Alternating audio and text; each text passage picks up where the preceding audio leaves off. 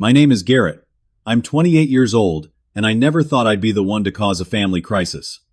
I moved back in with my parents 3 years ago to save for a house down payment. Everything was fine until last month when they suddenly raised my rent by 75% to help my younger brother Jacob pay off his new car.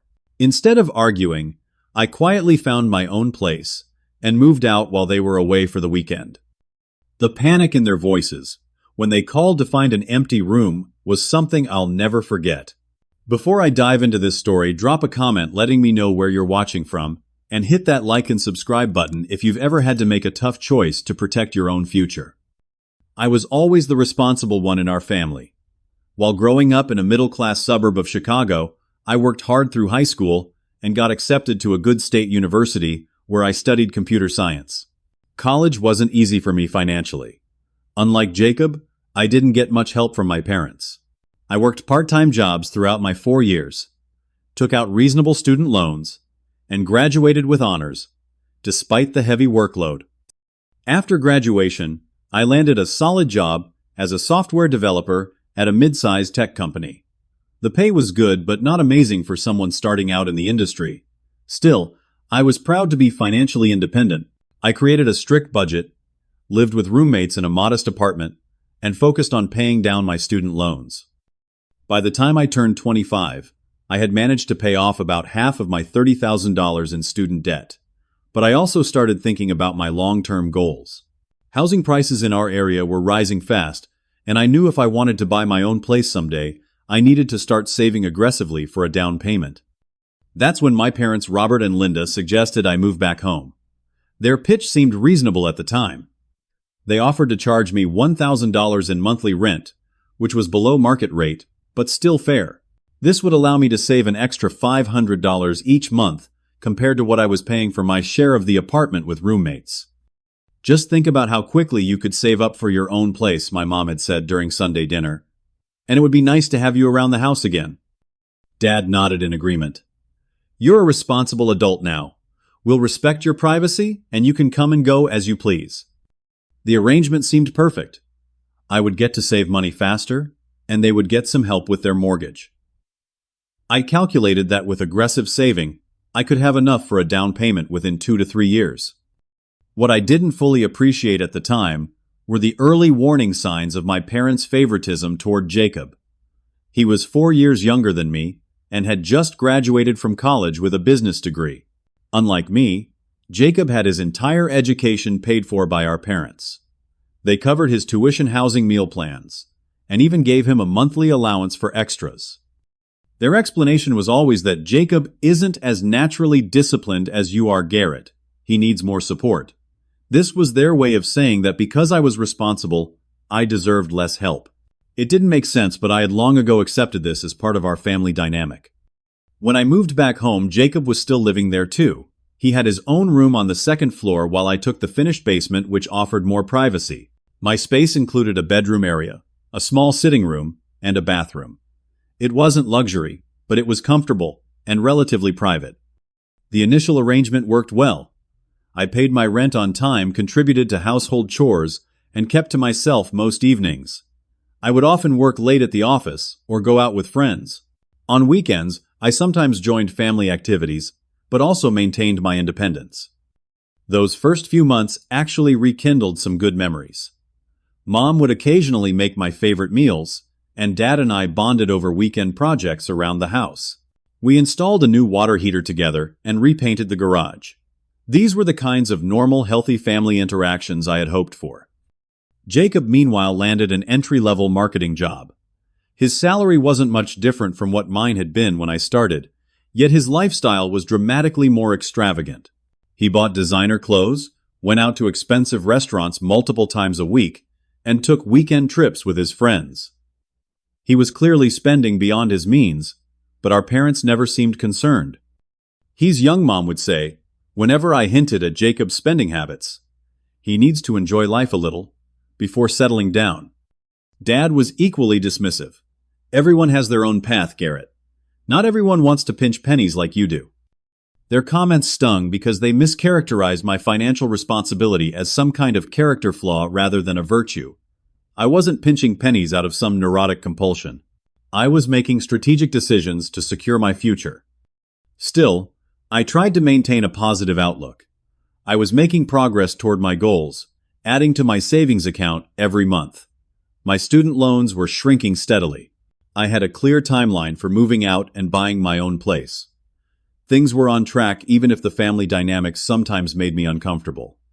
What I didn't realize was that beneath the surface of our seemingly functional household, my parents were already making plans that would prioritize Jacob's financial needs over my own. The seeds of what would become a family crisis were being planted while I was busy believing in the fairness of our arrangement. 6 months into my stay, the first major crack in our arrangement appeared. Jacob came home one evening with a brand new iPhone despite having broken his previous one just 3 months earlier. When I casually asked how he could afford it on his entry-level salary, he shrugged and said Mom and Dad helped out a little. That little help, I later discovered, was them paying for the entire phone outright. Meanwhile, I was still using my 3-year-old model that had a cracked screen because I was prioritizing my savings goals over electronics upgrades. This pattern continued and escalated. Jacob bought a new laptop for work purposes that was suspiciously high-end for basic marketing tasks. He took a vacation to Cancun with his friends that he definitely couldn't afford on his own. Each time my parents would offer financial assistance without hesitation. He's building his professional network, my father explained after funding Jacob's $400 golf outing with his boss. These are investments in his career. The most frustrating part wasn't the money itself. It was the double standard. When I was Jacob's age, I had asked for a small loan to attend a coding boot camp that would have enhanced my skills. My parents had declined, telling me I needed to learn to stand on my own 2 feet.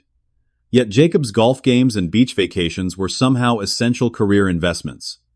About 8 months into my stay, Jacob started dating Amber, a woman who seemed to encourage his worst spending habits.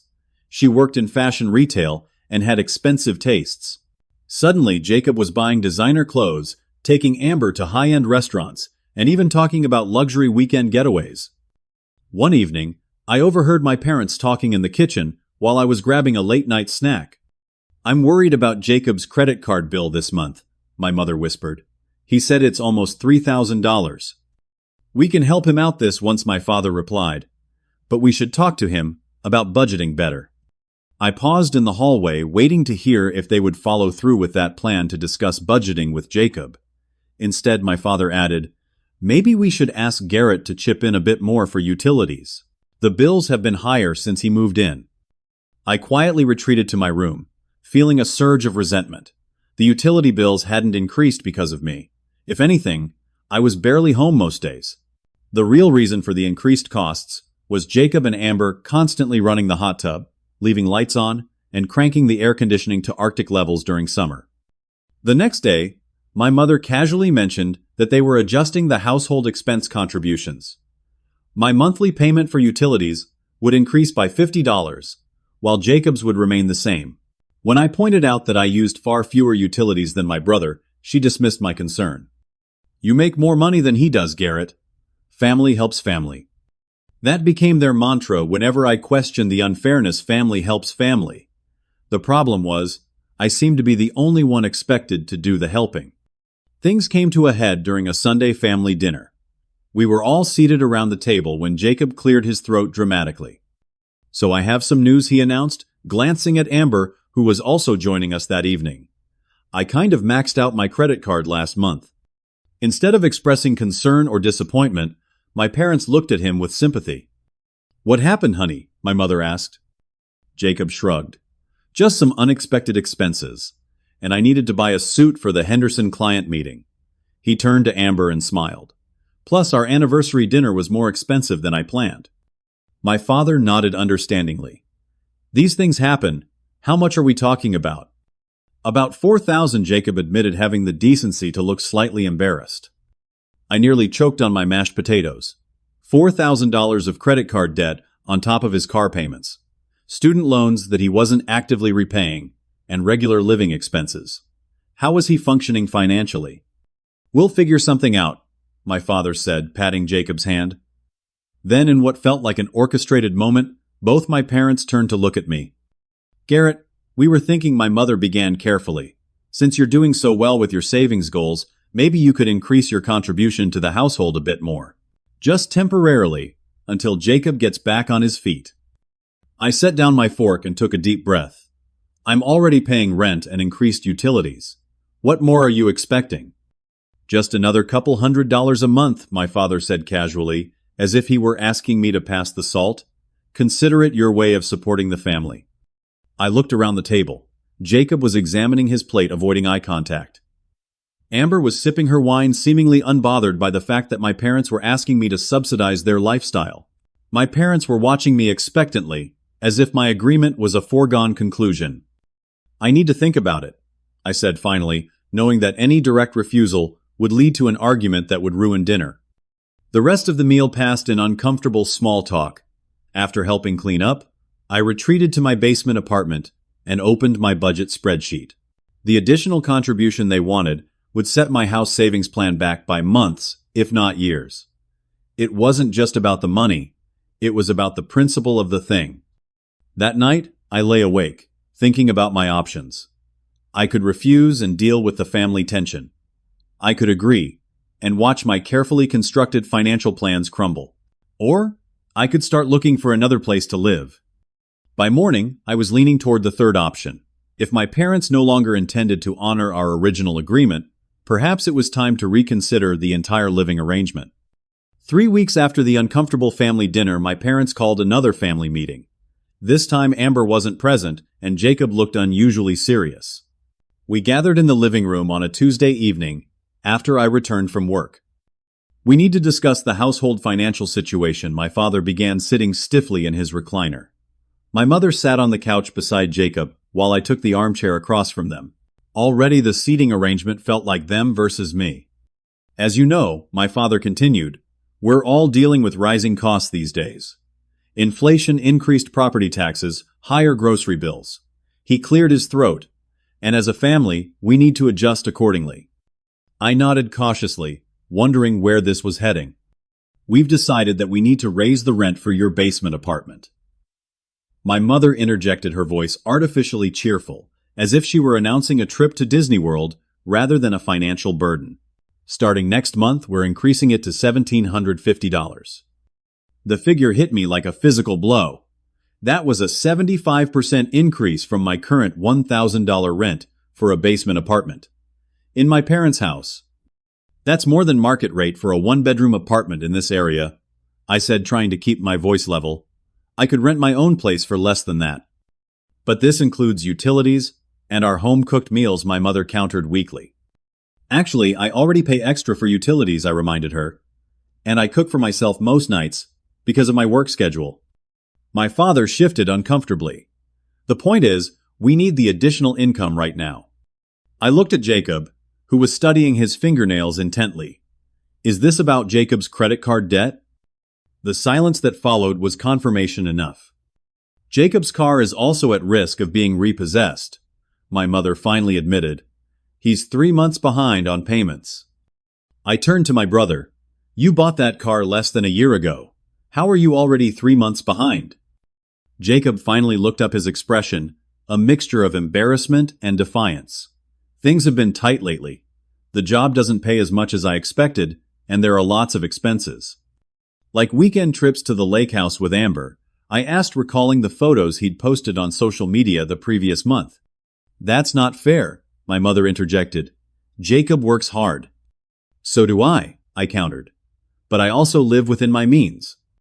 My father raised his hand, silencing further debate. The decision has been made, Garrett. Starting next month, your rent will be $1,750. As a member of this family, we expect you to be a team player. A team player. The phrase echoed in my mind. In what kind of team was one player expected to constantly sacrifice while another was endlessly indulged? And what's Jacob's contribution to the team, I asked. My father's expression hardened. Jacob is dealing with different challenges right now. Once he's back on his feet, he'll contribute more. I had heard this promise for years, yet Jacob never seemed to get back on his feet. There was always some new crisis, some new expense, some new reason why he needed more support, while I was expected to be self-sufficient. "We know this might delay your house buying plans a bit," my mother added, as if acknowledging my sacrifice would somehow make it more palatable. "But family comes first, right?" I sat there looking at the three of them. My parents, who had always treated Jacob and me differently, but were now taking it to a new extreme. And Jacob, who had never been held accountable for his financial choices, and saw nothing wrong with my subsidizing his lifestyle. In that moment, something shifted inside me. A lifetime of accepting unequal treatment suddenly seemed intolerable. I had played by their rules, been the responsible one, made the sacrifices they expected. And my reward was to be treated like a tenant they could exploit, rather than a son they respected. I didn't argue further. There was no point. Instead, I nodded slowly and said, "I understand. I'll think about it." My father looked relieved, interpreting my response as acceptance. "Good. I knew you'd see reason." The meeting concluded with awkward small talk about an upcoming neighborhood block party. I excused myself early, claiming I had work to finish. Back in my basement apartment, I sat at my desk and opened my laptop. But instead of logging into my work portal, I navigated to an apartment listing website. If they wanted to charge me market rate rent, I would pay market rate, but not to them. I would find my own place where I was a legitimate tenant, with rights, not a family. ATM that could be accessed whenever Jacob needed a bailout. As I scrolled through available apartments, I felt a strange calm settle over me. This wasn't just about money anymore. It was about self-respect. It was about finally acknowledging that in this house, I would always be the one expected to sacrifice to understand, to enable the dysfunction. By midnight, I had bookmarked 6 potential apartments within my budget. Properties where I could pay the same or even less than what my parents were now demanding, but without the emotional tax of their unfair expectations. I went to bed that night having made my decision. I wouldn't argue. I wouldn't plead for fairness. I would simply leave. And for the first time in weeks, I slept soundly. The day after the family meeting, I called in sick to work. It wasn't something I did often, so my manager was understanding. "Take the day, Garrett. Your projects are ahead of schedule anyway." Once I was sure my parents had left for the day, I began making calls to the apartment complexes I'd researched the previous night. By mid-morning, I had scheduled 3 viewings for that same day. The first apartment was too small and dark. The second was in a noisy area near the train tracks. But the third, a 1-bedroom unit in a well-maintained building just 15 minutes from my office, felt right immediately. The rent was $1,600 per month, utilities included, which was actually less than what my parents were planning to charge me. The landlord, Dennis, was a straightforward man in his 60s, who appreciated my solid credit score and employment history. "Most young folks these days have credit scores that look like bowling scores," he joked, as he reviewed my application. "But you've got your act together. I like that." I explained that I was looking to move in quickly, and he seemed pleased, rather than suspicious. "Current tenant moved out last week. Place is already cleaned and painted. You could move in as early as this weekend if the application checks out." By the end of the day, my application was approved, and I had signed a lease agreement. I paid the security deposit and first month's rent from my savings account, feeling a mixture of excitement and anxiety as I handed over the certified check. On my way home, I called my best friend Marcus. "I need a favor," I said once he picked up. "Actually, a couple of favors." "What's up?" Marcus asked. "I'm moving out of my parents' place this weekend. They don't know yet. I could use some help with the logistics." There was a pause. "This sounds like a story I need to hear in person. Want to grab a beer?" An hour later, we were sitting at our favorite local bar, and I was explaining the situation. "So they want to charge you nearly double rent to bail out your brother," Marcus clarified after I finished. "That's messed up, man." "It's not just about the money," I explained. "It's the principle. They've always treated us differently, but this crosses a line. They're essentially asking me to subsidize Jacob's irresponsibility." Marcus nodded, understanding in his eyes. "So what's the plan?" I outlined my strategy. I would move my essential items out gradually over the next few days while my parents were at work. Marcus would help me with the larger furniture pieces on Saturday, when my parents would be attending a wedding 3 hours away. "They'll be gone the entire day and won't be back until late," I explained. "Plenty of time to get everything out." "What about your brother?" Marcus asked. He'll be at the wedding, too. It's for one of my mom's cousins. Marcus took a swig of his beer. You're not going to tell them beforehand. Just disappear. I considered this question carefully. I'll leave a note. But no, I'm not going to announce it in advance. They didn't consult me before deciding to raise my rent by 75%. Why should I give them the courtesy of a discussion they won't take seriously anyway? Fair enough, Marcus conceded. But are you ready for the fallout? They're going to be pissed. I nodded slowly. Probably. But I've spent my whole life trying to please them by being the responsible one, and look where it got me. Maybe it's time they face some consequences for their favoritism.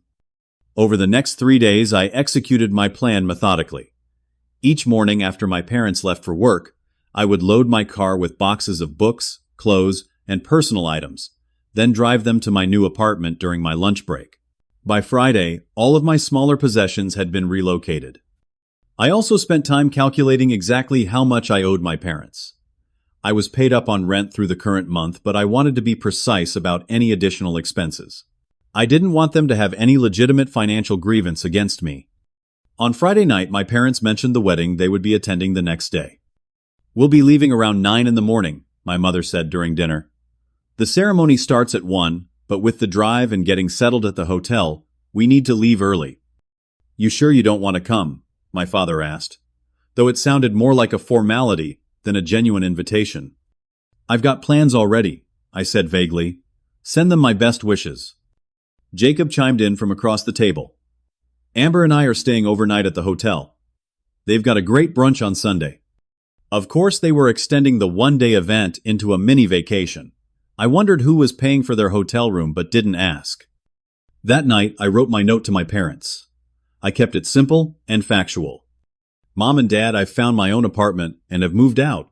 I've paid rent through the end of this month, and I've calculated my share of the utilities based on the last bill, $42.38, which I've left in cash with this note. I appreciate the time I was able to stay here while saving for my future, but given the new terms you've proposed, it makes more financial sense for me to live independently. Garrett. I read it over several times, resisting the urge to add emotional language about how hurt I was by their favoritism. This wasn't about punishing them or making them feel guilty. It was about making the right decision for myself.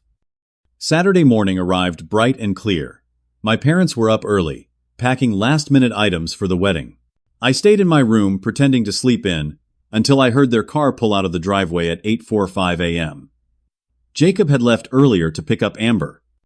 At 9:00 a.m. sharp, Marcus arrived with his pickup truck, and we began loading my furniture. The basement apartment had come partially furnished, so I only needed to move my desk, bookshelf, bed frame, and mattress. You don't have much stuff for someone your age, Marcus commented, as we easily fit everything into a single truckload. I've been minimalist since college, I explained. Makes moving easier. By noon, everything had been transported to my new apartment. Dennis, the landlord, helped us carry the mattress up to the second floor, waving away my thanks. Good tenants are hard to find, he said. Happy to help one get settled. Marcus and I spent the afternoon arranging furniture and unpacking essential items. By 6 in the evening, the place was beginning to feel like home. We ordered pizza and collapsed on my newly positioned couch. So, Marcus said between bites, how does it feel being out from under their roof? I considered the question. Liberating, I finally answered, but also a little sad. I keep thinking about how it shouldn't have had to come to this. Family is complicated, Marcus offered. My sister and I still fight over who got more attention growing up. We finished the pizza, and Marcus helped me assemble a new shower curtain rod I'd purchased. By 8 o'clock, he was heading home, and I was alone in my new apartment. The silence was different from what I was used to. No sound of the television from upstairs. No footsteps above my head, no muffled conversations through the vents. Just quiet. My quiet. I unpacked a few more boxes, then showered and prepared for bed. As I was setting up my alarm for the next day, my phone began to vibrate.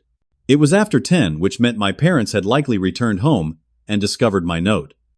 The screen showed 6 missed calls from my mother, 4 from my father, and 2 from Jacob. There were also several text messages. Mom, Garrett, call us immediately. What is going on, Dad, son? We need to talk about this. Call home now. Jacob, dude, what the hell? Mom is freaking out. Call them.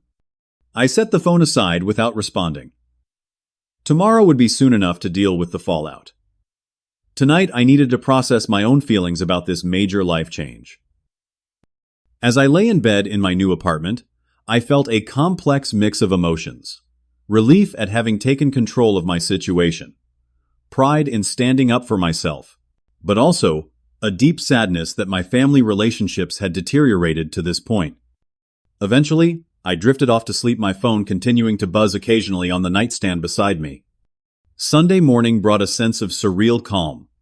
I woke up in my new apartment momentarily disoriented by the unfamiliar surroundings before remembering everything that had transpired. Sunlight streamed through blinds I had yet to adjust properly, casting striped shadows across my bedroom floor.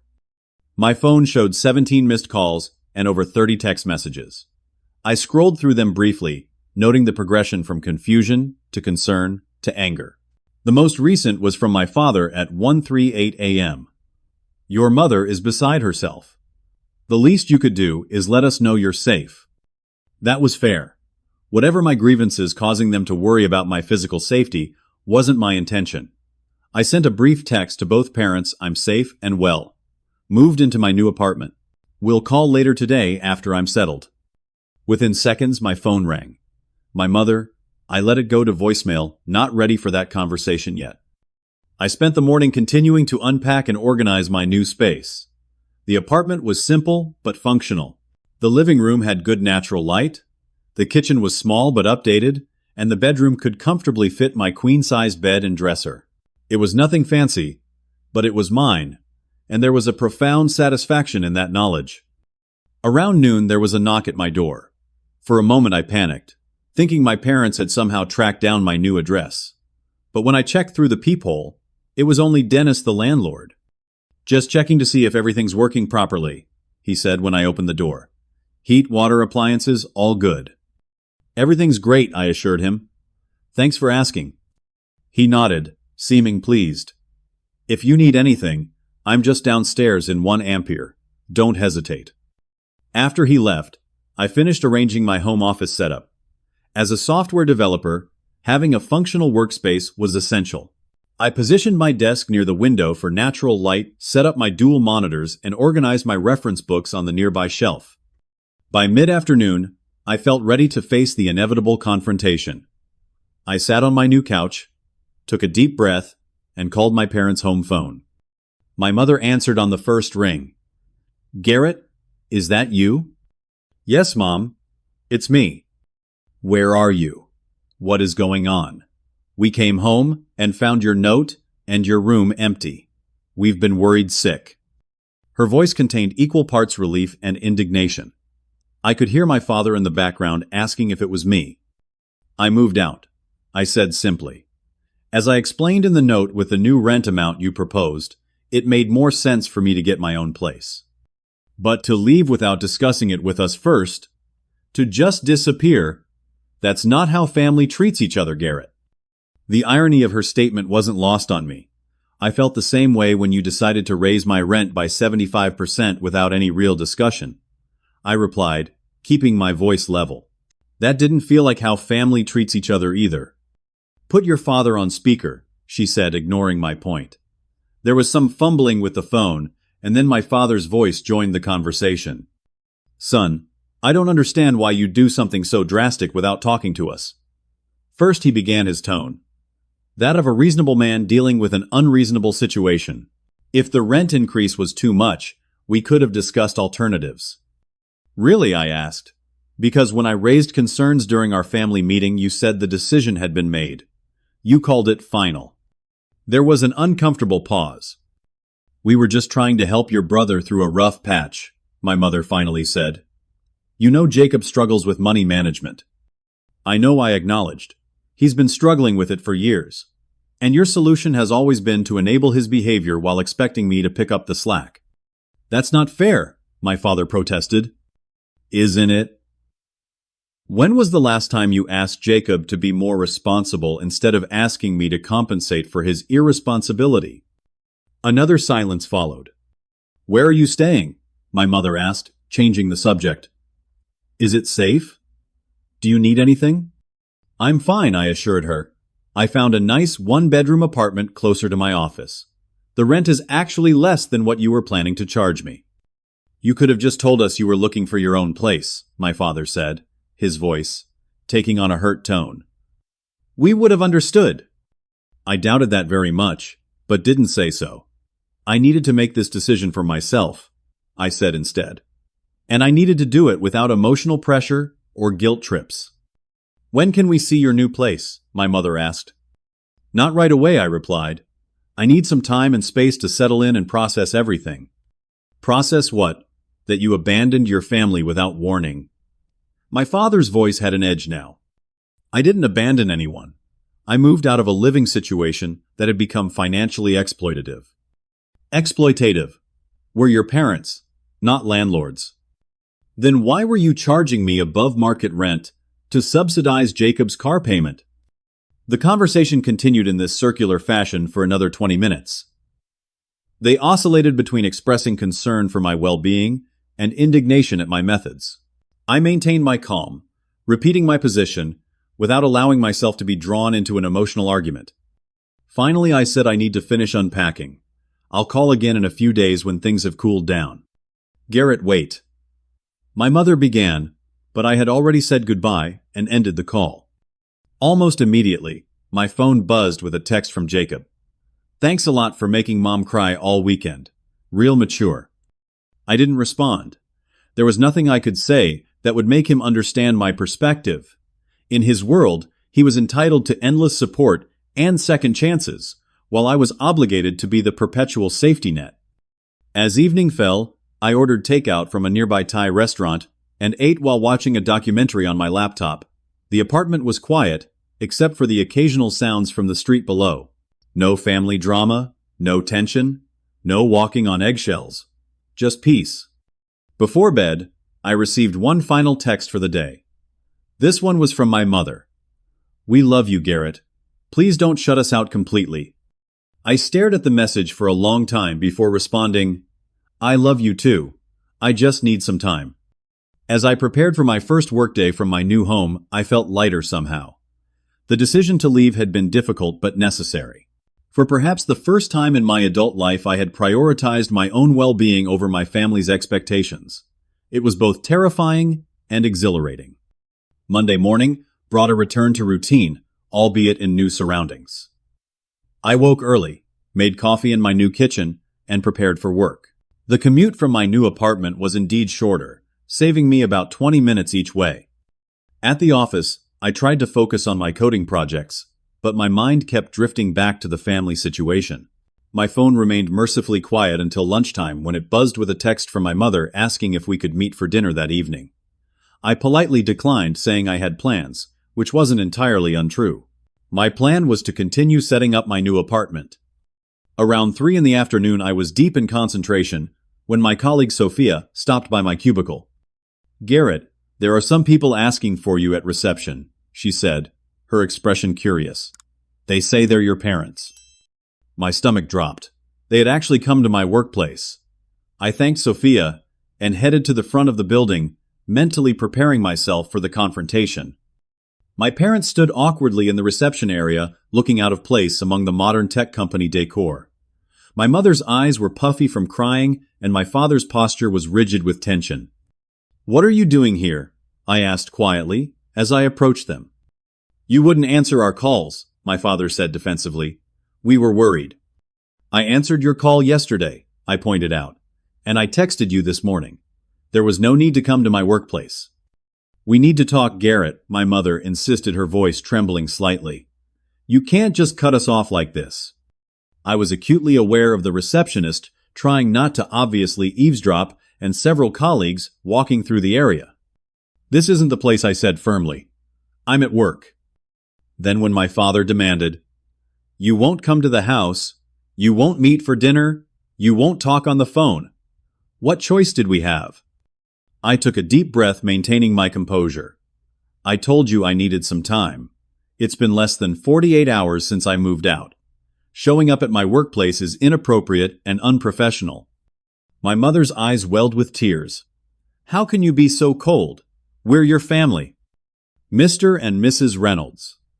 The receptionist intervened politely. I'm sorry, but if you don't have an appointment, I can't allow you to disrupt our employees during business hours. My father turned to her indignant. We're having a private conversation with our son. In a public workplace, I pointed out. Which isn't appropriate.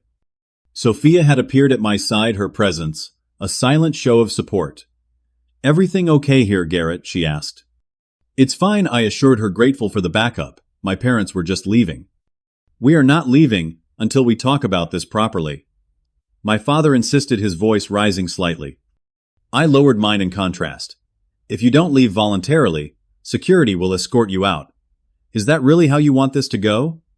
My mother sobbed quietly, the sound piercing through my determined facade. For a moment, I almost relented. You're abandoning your family when we need you, she said through tears. How could you do this to us? To Jacob. And just like that, my resolve returned. Of course this was about Jacob. It always was. I haven't abandoned anyone, I said clearly. I've moved into my own apartment, which is a normal adult thing to do. The only reason this is dramatic is because you're making it dramatic. Your brother is devastated, my father added, as if that would sway me. Is he? Or is he just concerned that his safety net is gone, I asked. Has he even once asked if I'm okay?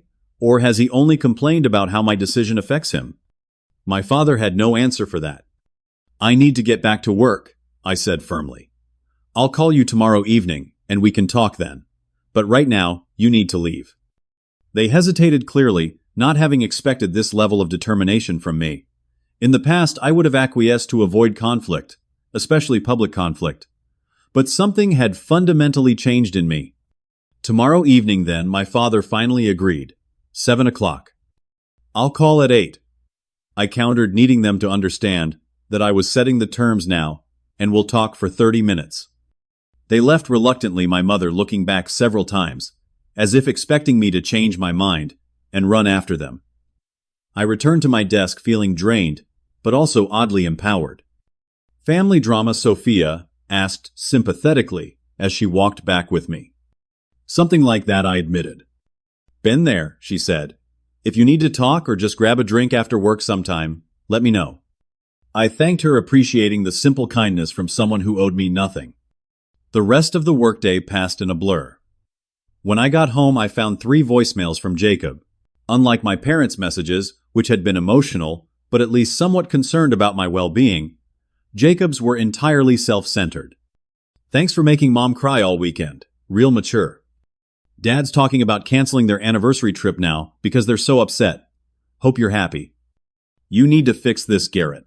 They're a mess, and it's affecting everyone. I deleted the messages without responding. Later that evening, I received a text from an unknown number that turned out to be Amber, Jacob's girlfriend. Jacob is really stressed because of what you did. His anxiety is acting up. You should apologize to your parents. I blocked the number. The coordinated guilt trip was so transparent, it would have been laughable if it weren't so manipulative. True to my word, I called my parents at 8 o'clock the following evening. The conversation was marginally more productive than our previous one, though still tense. My father had moved from anger to negotiation. What if we kept the rent at the original amount he proposed? Would you consider moving back then?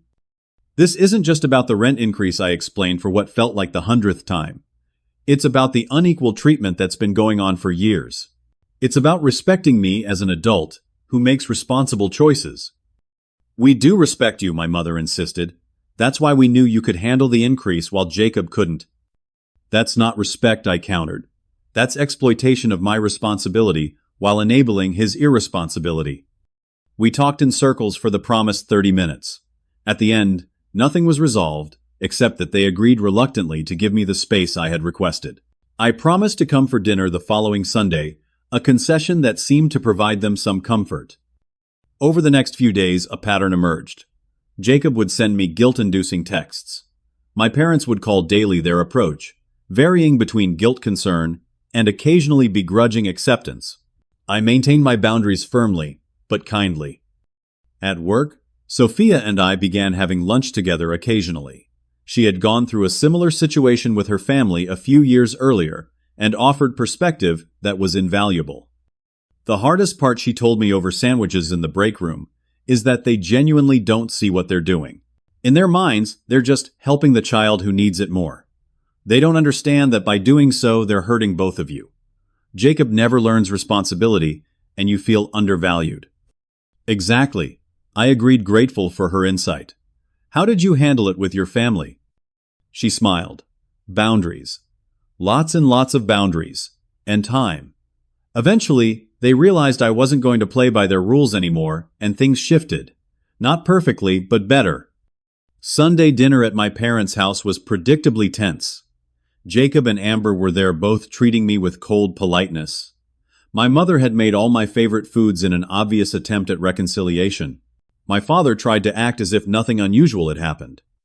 When Jacob complained about a work problem, and my father immediately offered financial assistance, I said nothing. It wasn't my place to comment on their relationship anymore. I had removed myself from the equation, and that was enough. As I was leaving, my mother followed me to the door. "We miss you," she said quietly. "I miss you too," I admitted. "But this is better for everyone. I need to live my own life." She nodded sadly. "Will you come again next Sunday?" Every other Sunday, I counteroffered. I need to establish my own routines. It was a small boundary, but an important one, and to my surprise, she accepted it without argument. The weeks following my move turned into months, and gradually, a new normal began to take shape. I settled into my apartment, making it truly mine, with carefully chosen artwork and furniture that reflected my personal style rather than hand-me-downs or temporary solutions. My relationship with my parents entered a different phase. The initial shock and drama gave way to a more measured interaction.